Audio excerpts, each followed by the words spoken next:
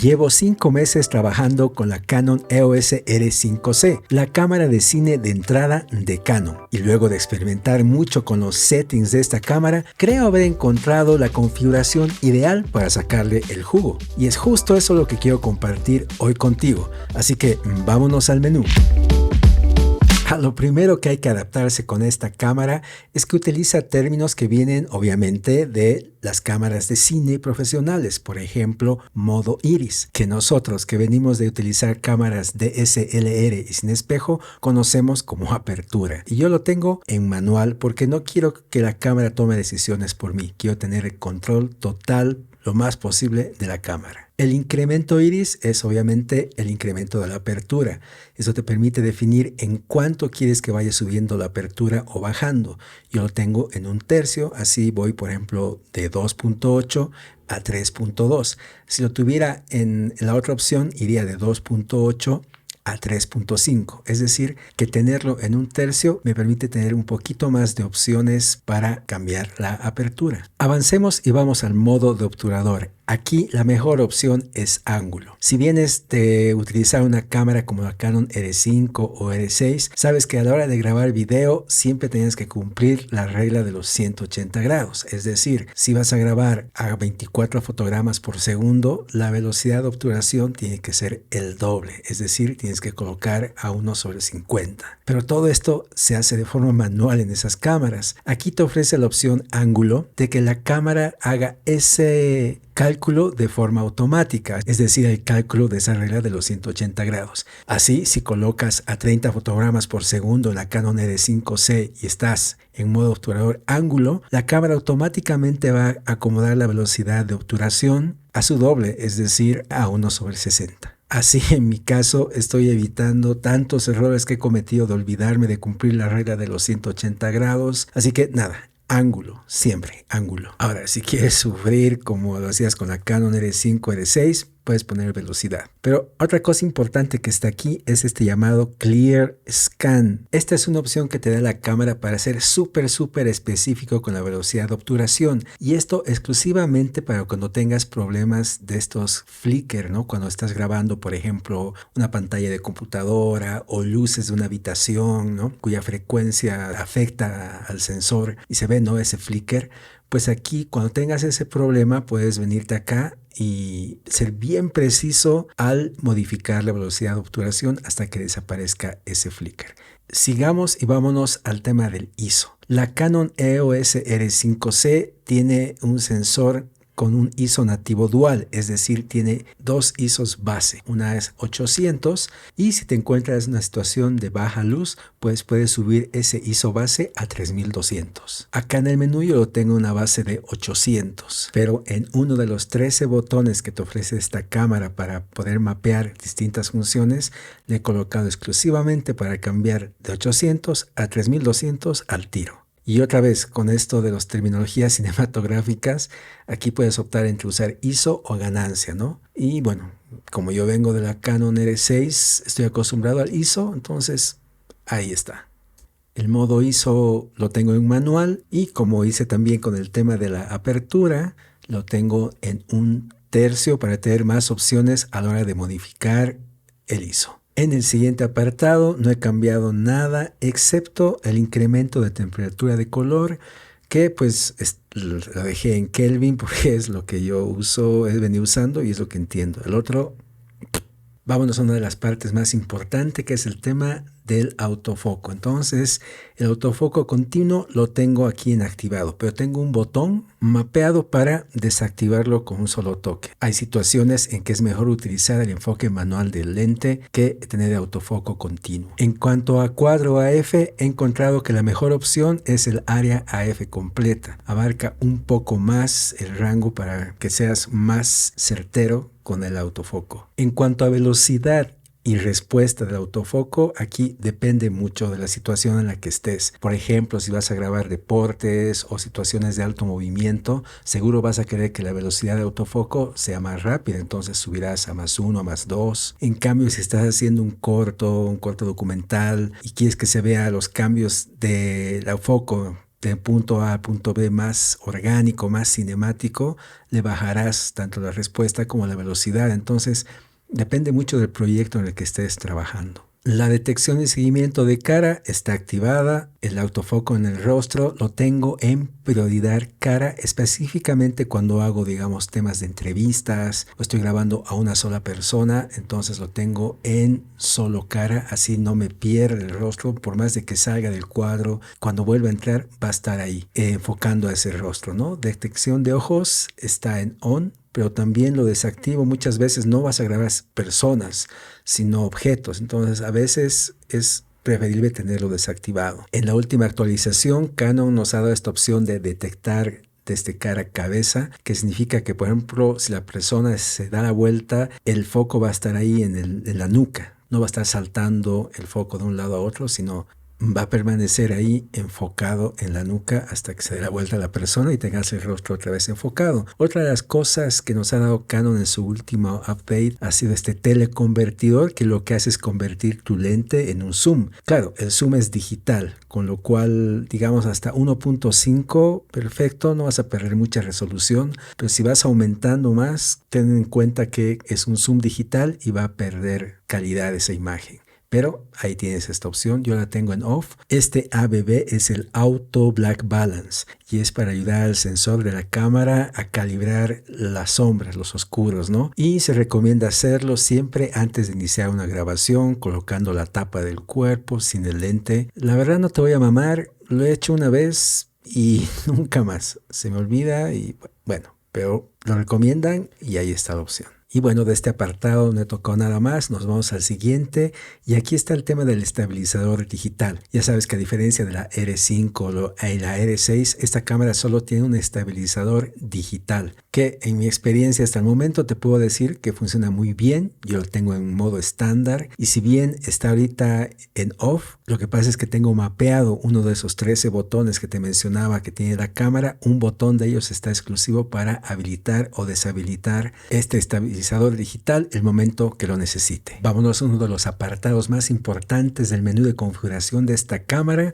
que es la definición del espacio de color que vamos a utilizar. Y básicamente tienes dos opciones. La cámara te ofrece ya perfiles con preajustes ya establecidos de saturación, color, etc. Por ejemplo, el BT709 White DR o el BT709 estándar, que lo que te permite es grabar y no tener que estar ocupándote de hacer la corrección de color, el color grading. Simplemente grabas, pones en tu editor, cortas las cosas que tienes que cortar, editas y mandas. Pero sin duda la mejor opción es utilizar el Canon Log 3 Cinema Gamut, porque esto te va a permitir sacarle el jugo al sensor, pues retiene mayor información en las altas luces y en las sombras.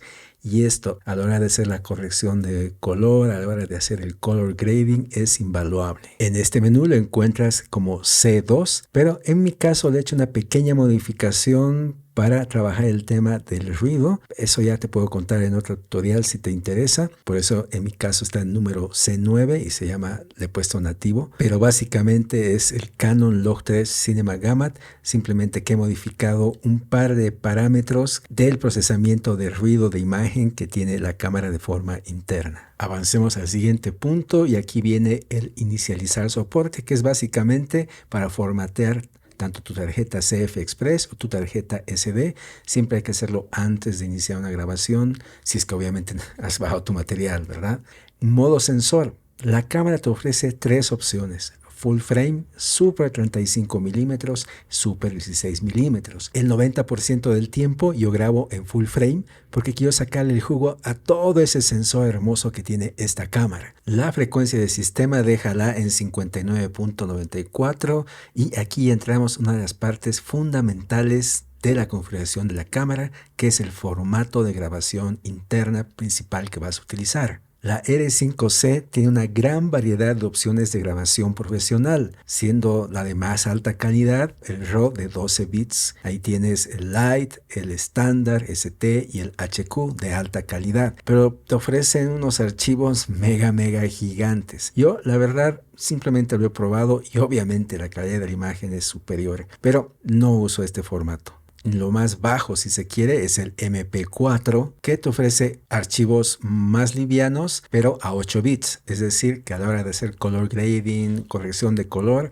vas a tener menos posibilidades. Lo que yo utilizo y te recomiendo 100% es el XFABC, que te ofrece 422 de 10 bits. No te olvides que Netflix aprobó esta cámara justamente por una de las penúltimas actualizaciones que hizo Canon mejorando la calidad de imagen, y especifica claramente que para utilizar en producciones que se van a presentar en Netflix tiene que estar en XFABC 422 de 10 bits, C-Log 3 Cinema Gamut. Esta cámara te permite grabar en dos tarjetas de memoria distintas. Una es para una CF Express y la otra es la SD, la normal. En este caso puedes modificar el destino principal de la grabación, que grabe solamente en la CF Express o que grabe en la SD. A la hora de definir la resolución, tasa de bits y códex de compresión, pues también tenemos una gran variedad de opciones para utilizar. En cuanto a resolución, tienes que saber que la cámara siempre está haciendo un oversampling, es decir, un sobremuestreo. Vale decir que si optas por grabar en 4K, estarás usando toda la superficie del sensor y la resolución 8K mediante ese sobremuestreo. Vale decir que el nivel de detalle y de nitidez se mantendrá espectacular, aunque grabes en 1920 x 1080 en MP4. Dicho esto, en mis trabajos con clientes yo siempre utilizo el 3840 x 2160, trato de tener la mejor calidad dentro de lo que es manejable en el peso de archivos. Si es que tengo que trabajar con muchos clips, tengo que grabar mucho, quizás bajo a 2048 x 1080 para mantener el peso de los archivos un poquito más manejables para la hora de editar, no tener tanto problema. Y aquí viene el segundo punto, si vamos a usar intraframe o long op, que son la forma en que se va a comprimir la información cuando estás grabando en tu tarjeta de memoria internamente, y la forma en que se va a descomprimir a la hora de que los descargues y edites en tu editor. Aquí es importante señalar que no es lo mismo la resolución, lo que estábamos viendo hace rato, que es en realidad el número de píxeles que se graba en el sensor, que la compresión, que es los bits por segundo o el bitrate que se van a grabar. Así, intraframe siempre será mejor que long op, pero esto viene con un alto precio. El long op te ofrece menos peso en los archivos, pero es más complicado para tu computadora a la hora de editar. En cambio, el intraframe, si bien ocupa más espacio en tus tarjetas de memoria, va a ser más sencillo de editar. En mi caso, por el tema de peso, yo utilizo el primero. En cuanto a los fotogramas por segundo, normalmente yo grabo en 24 FPS, pero tengo un botón ya mapeado aquí en la cámara para cambiar con un solo clic, irme de 23 a 30 o a 60 en el caso que lo necesite. También puedes modificar el modo de grabación. Normalmente lo tendrás en grabación normal, pero también tienes otras opciones. Las que yo más utilizo es esta que dice cámara lenta y rápida, que me permite con el toque de un botón cambiar de 24 fotogramas por segundo a 120 fotogramas por segundo, así rápido. Esta opción, sin embargo, no graba audio en 120 fotogramas por segundo, pero en la siguiente opción que vemos aquí abajo, esta sí te graba un archivo separado de audio en el caso de que necesites. La verdad que este modo de grabación no lo utilizo mucho, tampoco la pregrabación ni la grabación por fotogramas. Lo que sí utilizo también es el grabación por intervalos, que esto te permite hacer unos timelapse alucinantes. Si te interesa, te puedo hacer un video aparte de cómo se graba con esta opción. Continuando con el menú, aquí puedes definir las funciones de grabación en las tarjetas. Por ejemplo, grabación en doble ranura, que te permite grabar simultáneamente en ambas tarjetas el material que estás grabando. Es así que si te falla una tarjeta, tendrás el backup en la otra tarjeta. De este menú es lo que mayormente yo utilizo. Metadatos, pues el nombre lo dice, ¿no? Son los datos que va a contener cada archivo, el nombre, el número de clip. Yo aquí básicamente lo único que hago es poner en off el archivo XML, pues trato de acortar el nombre, que en los archivos de acá de la R5C son muy largos. El siguiente apartado está dedicado al audio y esto funciona cuando conectas un micrófono externo. Entonces ahorita no tengo conectado, pero básicamente dependiendo del micrófono tú defines en forma manual cuál es el nivel de este volumen de este micrófono, y eso dependerá mucho del micrófono. Siguiendo, vamos acá al tema de la pantalla LCD. Aquí lo que yo hago es más que todo trabajar en la luminancia. Esto le pongo al máximo porque Prefiero que esté bien iluminado esta pantalla. Por ejemplo, cuando grabas en exteriores, cuando hay mucha luz del sol, es mejor tenerlo en luminancia lo más alto posible. El brillo no tanto, a veces uno se confunde y le aumenta el brillo. El brillo no te va a ayudar mucho.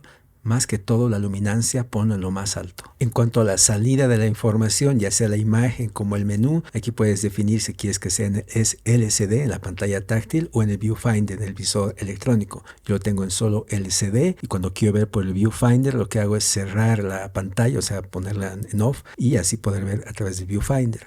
Y en cuanto a este brillo o nitidez, también pasa lo mismo como en LCD. Yo le doy lo más alto a luminancia, no tanto al brillo, para poder trabajar con mayor precisión. Siguiendo con el menú, aquí no toco nada, en el siguiente tampoco.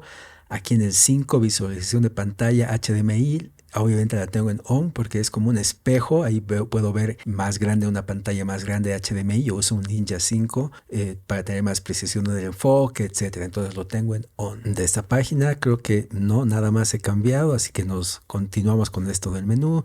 Y aquí es la opacidad.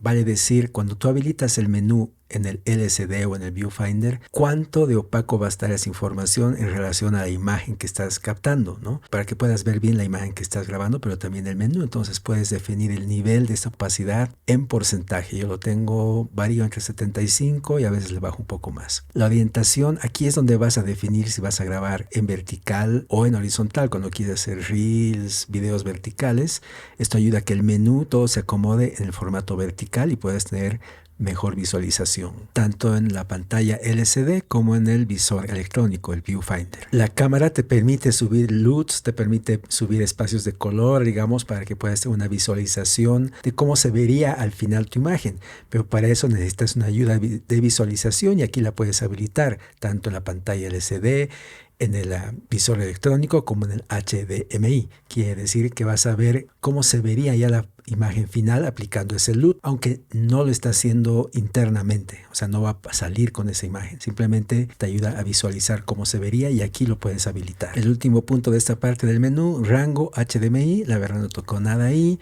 pero el siguiente punto del menú es muy importante, son las funciones de asistencia. Por ejemplo, este guía de enfoque es el que te ayuda a que puedas verificar que estás enfocando correctamente, aunque estés utilizando un lente que no tiene autofoco o cuando deshabilitas el autofoco de tu lente. Entonces aquí con el Picking 2, que lo tengo habilitado, y mapeando un botón de los que tiene esta cámara, aprieto y habilito esta guía de enfoque para saber si estoy enfocando bien. Le pone un bordecito de un color, tú eliges azul, rojo, el que tú quieras, y sabes que dónde estás enfocando. Y vuelvo a apretar para deshabilitar esta opción. Como te habrás dado cuenta, muchas de las funciones que creo son importantes, especialmente para la forma de trabajo que tengo, pues no los tengo habilitados dentro del menú, porque toma mucho tiempo. Lo que hago, estas funciones importantes las tengo mapeadas en alguno de los botones que tiene el cuerpo de la cámara, como por ejemplo esta de ampliación, que lo que te permite es hacer un acercamiento a la imagen que estás captando y así puedes tú verificar si estás haciendo el enfoque correcto. Obviamente solamente es una visualización, no lo está haciendo al momento de grabar, no es que la imagen va a tener un zoom, simplemente es una ayuda, una función de asistencia y la tengo habilitada en un botón. Lo único que no he logrado averiguar cómo hacer es que la salida de ampliación sea en los 3 puntos de salida, o sea, en la pantalla LCD, en el visor electrónico y en el HDMI. Ahorita solo puedes elegir uno de ellos y no los 3. Otra herramienta clave en este caso para ver que estás exponiendo correctamente es el color falso. Y bueno, aquí como puedo decirte, aquí lo ves en off, pero lo tengo habilitado con un botón. O sea, aprieto y ya puedo ver qué lugares está bien expuestos, cuáles falta. Es una herramienta fundamental. Otra herramienta de asistencia para ver el tema de exposición es el waveform. Y desde aquí, desde este menú, puedes, por ejemplo, definir el nivel de opacidad. Como te digo, tiene que estar sobreexpuesta sobre la imagen que estás tratando de grabar. Entonces, ahí puedes definir la opacidad. ¿Y qué función? Puede ser como monitor en forma de onda o como vectorscopio. La mejor, en mi caso, es en forma de onda. Creo que es más fácil de comprender y además lo tengo, como no, habilitado con un botón. De este apartado del menú, el siguiente punto que me parece importante que sí he modificado y lo uso es el marcador de formato. Esto lo que te permite es, cuando digamos quieres grabar en vertical, puedes generar como un marco para saber no pasarte de esa área, para que sea totalmente vertical. Tienes varias opciones de relación de aspecto. El 916 es de vertical, entonces tú lo colocas y ahí ya tienes ese marco que te ayuda a tener un área segura. El siguiente apartado no lo utilizo, ajustes de red, es para usar Wi-Fi para ver los ajustes de la cámara, nunca lo he usado. Y el siguiente es importantísimo, ¿no? Te he hablado tanto de botones, de mapear botones y funciones, es aquí donde se hace, pero esto da para un video así de largo como este, así que lo dejaremos para la siguiente.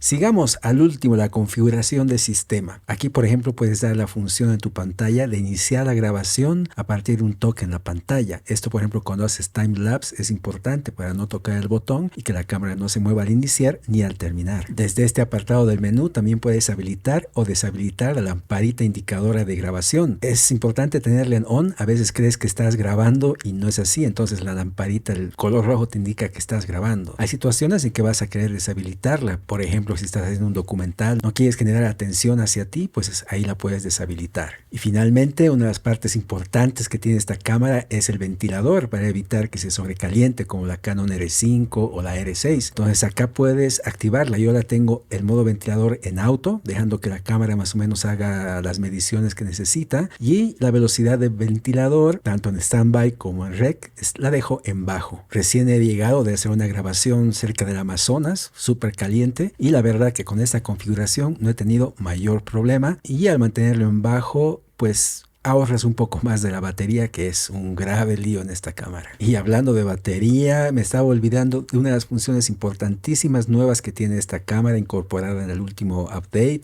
y que está en este apartado, que es el modo ahorro energía. La verdad, yo no lo utilizo. Te digo porque para mí, por ejemplo, la luminosidad de la pantalla es muy importante, y cuando tú habilitas esta opción no puedes utilizar esa luminosidad. Hay varias funciones que quedan deshabilitadas si habilitas la función de ahorro de energía, que por otro lado te da unos 10 minutos o algo así de batería más, ¿no? De lo que tenía antes. Para mí no es importante porque manejo una batería B-mount, pero si tú necesitas, ahí está esa posibilidad. Y bueno, es importantísimo que sepas que también puedes acceder a las funciones principales del menú a partir de la pantalla LCD. Como es táctil, tú tienes la opción de ingresar a partir de eso mientras estás grabando y hacer modificaciones que te creas necesarias sin necesidad de entrar al menú. Bueno, este video se ha hecho muy largo, pero creo que hay información valiosa que te va a ser de utilidad. Espero que te sirva y nos vemos en el siguiente video, gente. A seguir creando. ¡Chau!